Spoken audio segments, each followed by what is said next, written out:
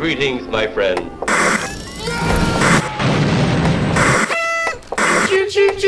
Oh, hi there. My name is Prostatnik Vogon Jeffs, and in this video, I'm going to be talking about my favorite horror movies. I've compiled a list of what I consider to be the best of the genre, but I'll readily admit that I'm not a horror expert. I'm a milquetoast fan and proud of it. I don't watch horror movies to test the strength of my stomach. I'm not hunting for the grossest or most shocking films. I've got nothing against those who are, that's just not necessarily my thing. I'm looking for films that use the horror genre as a veneer, a grotesque mask for social commentary or statements on the human condition. Most of the time. Listen, I'm not above a good zombie slaughter. Now, who's with me?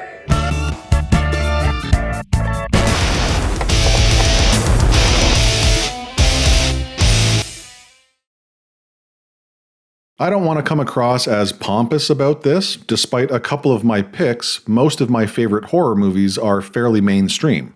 I have a huge appreciation for the effort and skill that goes into making straightforward gore fests, but outside of comedy, I think making an intelligent and thought-provoking horror movie that resonates with audiences is one of the most difficult things a filmmaker can do. And I'm not saying all of my selections fit that bill, those are just the types of horror movies that I gravitate towards. And while I don't think it should have to be said, this is just my opinion. I'm sure there are better lists out there. I'm sure my favorites aren't everyone's favorites. I'm just sharing the movies that I love. So chill the f*** out. Stop telling me to chill out! And enjoy. This list is in no particular order, for the most part. So, when I was a kid, I watched Poltergeist, and I loved it. I loved it so much that I knew it had to go on this list. Well, I thought I loved it. Turns out, I had actually watched Poltergeist 3, which is, well, not a good movie. I tried rewatching it before writing this list, just to make sure, and let's just say that the online consensus is extremely accurate. It's really bad. But I have since watched the original Poltergeist, and it's pretty great. Not enough to make the list of my favorites though, so let's just scratch this one out and move on. Alright, well, Stephen King may be a politically obsessed shell of the horror master he used to be, but that doesn't mean we can't appreciate his earlier stories. And holy Christ are there a lot of them. But only one has really locked down space in my brain, and that's the 2007 adaptation of The Mist. The majority of the movie is a fairly run-of-the-mill monster flick. The next time you got something to say, you count your teeth. Because I'm sick to death of your bullshit. Uplifted by great performances by Thomas Jane, Marcia Gay Harden, Toby Jones, and the late Andre Braugher. That's nice of you to say. It's about a group of people in a small town in Maine who get trapped inside of a supermarket when a thick and mysterious mist full of Lovecraftian monsters engulfs the community. But what I really love about The Mist, and what makes it stand out within the genre, is that the creatures shrouded by the dense fog only serve to highlight the true monsters of the movie, the people. Shut up, you miserable buzzard! You old bitch! It's a tense exploration of human nature, cult-like ideologies, and social constructs. And that ending, I won't spoil it here, but if you haven't seen the movie, man, it's gut-wrenching. Well worth the price of admission for the conclusion alone. While we're talking about Lovecraft, let's talk Re-Animator. I'm by no means a Lovecraft superfan, but some of it, including the 1985 cult classic Re-Animator, is right up my alley. It's a horror, B-movie, dark comedy about mad doctors reanimating cats and corpses, and it's absolutely bonkers in the best possible way. Well, you may well be right. Are you sure you want to find out? The movie stars Jeffrey Combs as West. Herbert West. A medical student who has discovered a way to reanimate the dead. It's got some great practical effects, surprisingly good acting for the genre, and some truly hilarious moments.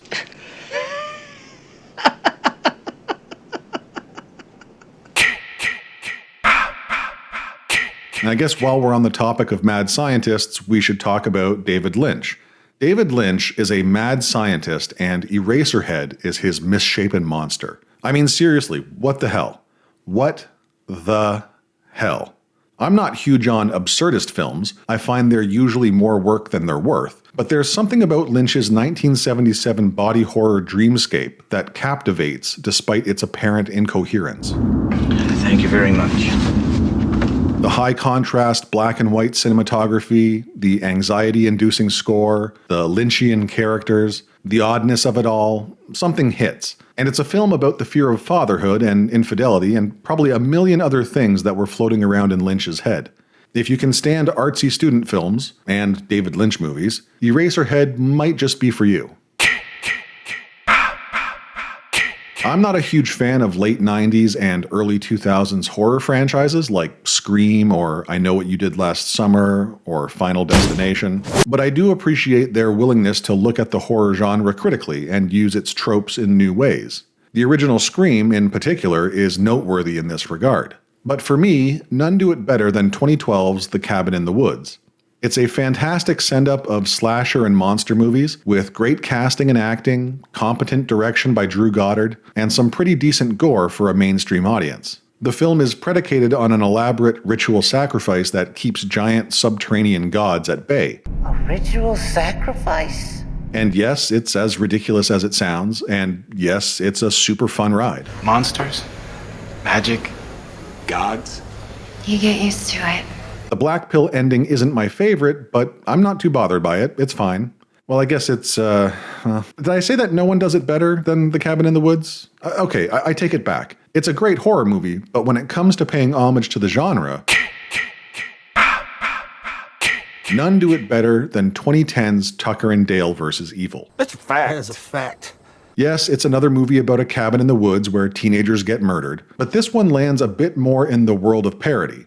Alan Tudyk and Tyler Labine play a couple of dopey, happy-go-lucky hicks who inadvertently cause the deaths of numerous college students who mistake them for mass-murdering hillbillies. These kids are coming out here and they're killing themselves all over the woods. Oh my God, that makes so much sense. It's a brilliant and hilarious lampoon of the slasher genre and deserves way more credit than it gets. I mean, anything with Alan Tudyk deserves more credit than it gets. Guy is a legend. But yeah, Tucker and Dale is a hilarious and horrific inversion of the classic slasher flick. And what'd they call this, a fixer-upper?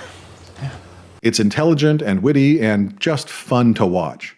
Is it the best Cabin in the Woods movie? Nope, not by a long shot, but we'll get to that a bit later in the video. On a more serious note,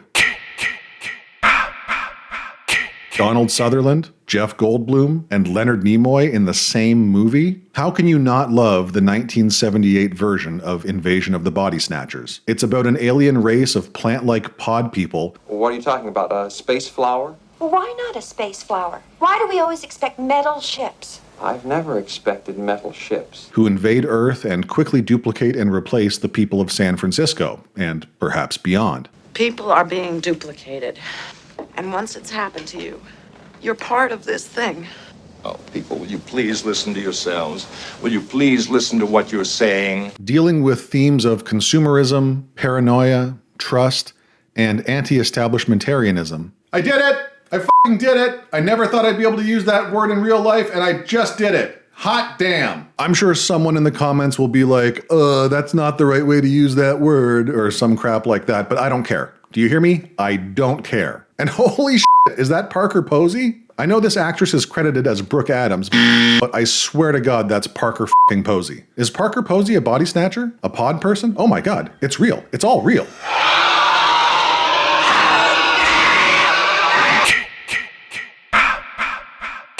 And if you're a fan of that whole who can you trust, rampant paranoia vibe, how can you not love The Thing? Man, I love The Thing. I think it's my favorite John Carpenter movie. He's on top of his game with this one.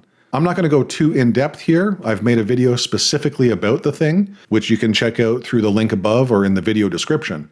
It's just an awesome movie that every horror fan should watch. And if you haven't yet, you should also check out the rest of his Apocalypse trilogy with Prince of Darkness and In the Mouth of Madness. Not quite as good, but still worth watching. And I know some folks out there are going to be screaming at me for not including Halloween on my list. Don't get me wrong, Carpenter's original is a great movie. But if I'm being honest, I find it a bit tedious. It's a classic slasher and deserves the recognition it's received, but it's a little bit boring for me. Sorry. However, one of my favorite horror movies is directly inspired by it and the promiscuity tropes it created. It Follows is a 2014 movie about a young woman being pursued by the spiritual manifestation of an STD. Like I told you, all you can do is pass it along to someone else. Pretty much. I mean, the surface level is the classic unstoppable force terrorizing teens cliche, but the subtext is the whole STD thing. It's better than I'm making it sound. I wasn't trying to hurt you, okay? Someone did this to me too. But seriously, it's a great movie. Go check it out. God, I used to hate this movie. I don't believe it. I hated how convoluted and confusing it was to my younger self. But I've grown to love David Cronenberg's movie about violence in media. Like the Sidney Lumet classic Network, which I made a video about not too long ago. Check the link. Videodrome's message about the media feels more relevant now than ever. Interested? Yeah. It stars James Woods, Debbie Harry, and Sonia Smits, and it's about a CEO of a small television station in Toronto who starts airing snuff films for ratings. I'm looking for something that'll break through, something tough. There's a lot more to it than that. It's about the media and violence and mass hypnosis and mind control and a bunch of other stuff. It's more or less the story of Woods' Max Wren and his attempt to uncover a conspiracy surrounding a strange video technology. And it's a Canadian production that isn't garbage. It's worth checking out. Which is always worth a few bonus points in my book.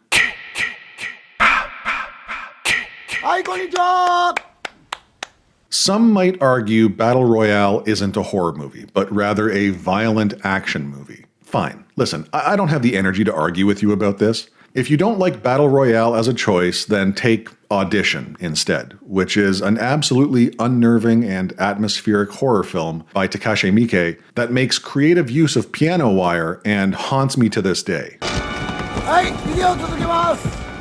But I personally view Battle Royale as a horror movie. It's got the gore, it's got a horrifying premise, it checks the boxes. And even if it doesn't fit your definition of horror, it's still worth watching. It's about a Japanese society in the midst of a recession and led by a totalitarian government that enacts a law to deal with unruly youths. Each year, a random class of school children is sent to a remote island to fight to the death. And if you're picking up some Hunger Games vibes from this, you're not the only one.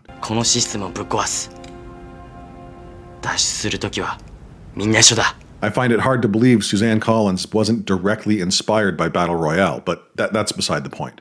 Battle Royale is a gruesome thriller dealing with themes of adolescent anxiety and love, societal hierarchies, isolation, and morality, among others. It's an allegory for growing up, the death of childhood in literal form. And it has more character development with a cast of several dozen characters than most movies with a cast of several characters. Oh, and it stars Takeshi Kitano, who is always worth watching. Okay, remember when I was talking about Tucker and Dale and The Cabin in the Woods? Well, those movies wouldn't exist if it wasn't for Evil Dead. I was introduced to the Evil Dead franchise through Army of Darkness, which I love in all of its B-movie glory. But it's barely a horror movie and only makes this list because of its connection to Evil Dead 2, Sam Raimi's horror masterpiece. The Cabin in the Woods of all cabins in the woods. It's chaotic and fun and gory as hell. It's also where we first meet Ash. The real Ash. Yes, Bruce Campbell is Ash in the first movie, and it's a great indie horror flick that teased Raimi's directorial genius, but it isn't until Evil Dead 2 that we see both become fully realized. Groovy. Raimi nails his manic cinematography and storytelling, and Campbell births the Ash Williams we all know and love. Swallow this. So, you can probably tell I really love zombie movies. There's so much potential in the genre to talk about greater themes like consumerism, religious devotion, etc. I mean, any theme that deals with herd mentalities is perfect for a zombie story. The 2004 horror comedy Shaun of the Dead is a pitch-perfect ode to the undead films that inspired it, as well as a brilliant critique of relationships, careers, and habits. It blends established genre tropes with an intelligent script performed to perfection by Simon Pegg and co-star Nick Frost, and features sharp and innovative direction by Edgar Wright. It's a movie that understands its audience and gives them what they want, without feeling like a pandering rehash of what's come before. Not only is it a love letter to the genre, it's also one of the best zombie films of all time. Oh. But for anybody out there thinking Shaun of the Dead is too heavy on the rom-com and too light on the zombie gore, I'll give a bonus recommendation for Peter Jackson's insane early 90s zombie splattergasm, Dead Alive, aka Braindead. I kick ass for the Lord! It's a brutally gory look at what Jackson was up to before The Lord of the Rings. But honestly, I think Shaun of the Dead is probably one of the best zombie flicks ever made. Outdone only by the quintessential zombie romp, Dawn of the Dead. George A. Romero made 6 movies as part of his Living Dead series. I can't recommend the last 3. I thought Land of the Dead, the 4th entry in the series, was trash. And I haven't seen the last 2 films, but I have watched the first 3 movies multiple times. And while Night of the Living Dead is essential viewing for any zombie cinephile, and Day of the Dead is great fun for fans of the series, nothing compares to the brilliance of Dawn. Perfect, baby.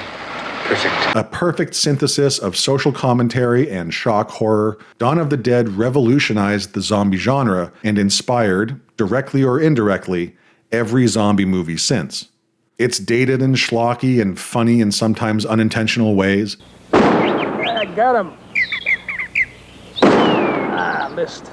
It's painfully slow in its second act, but it's also an innovative masterpiece with a biting critique of consumerism. It's depressing and anxiety-inducing in all the right ways. When there's no more room in hell, the dead will walk the earth. It's beautifully horrific and a movie every horror fan should watch at least once in their lives. And well, that's it for now.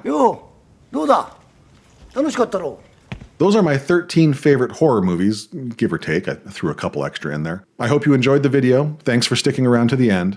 Are any of these movies on your list of favorites?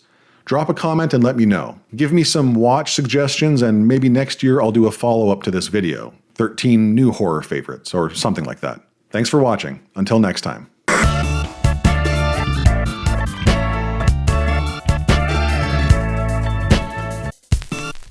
Don't forget to like and subscribe. Oh, baby, come on.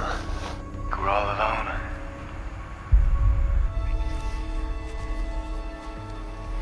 I'm chilly.